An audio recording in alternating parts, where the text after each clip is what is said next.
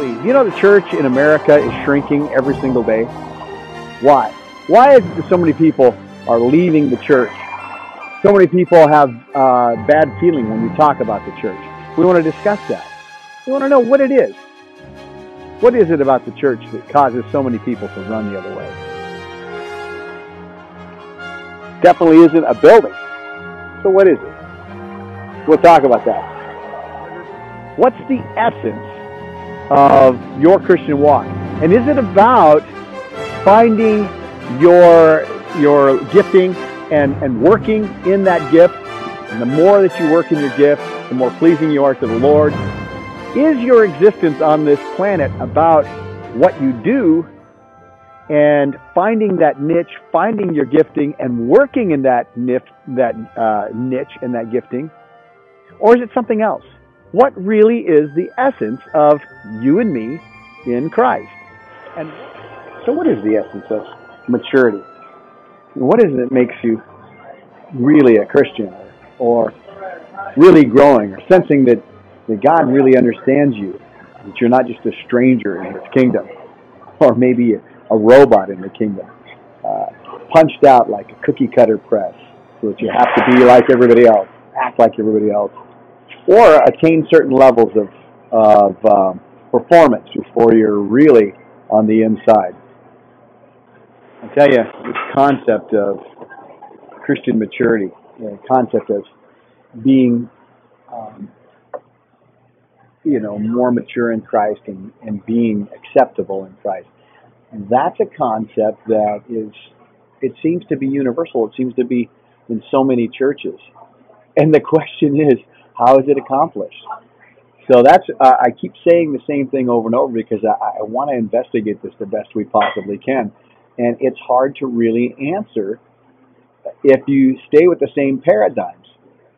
In membership classes or discipleship classes or any of these things that teach how do you become more mature in Christ, there's always some kind of a strategy or a formula, something to tell us, well, here's how you grow more mature in Christ. Do these things, jump through these hoops, But are we ever there? Do we ever really have that sense that we're more mature in Christ? So many people talk about it, but how many people really experience it? What is maturity in Christ? That's the question. What about those things that happen to us, like anger, being tired, being grumpy, finding yourself irritable or depressed? Does that mean you're not mature in Christ? And if those things are happening to you, does that mean that Jesus is any less happy with you or more disappointed, upset, sad? I don't think so. Not from what I know of the Scriptures, not from what I read. But that's what I'm being told all the time from church to church, from book to book.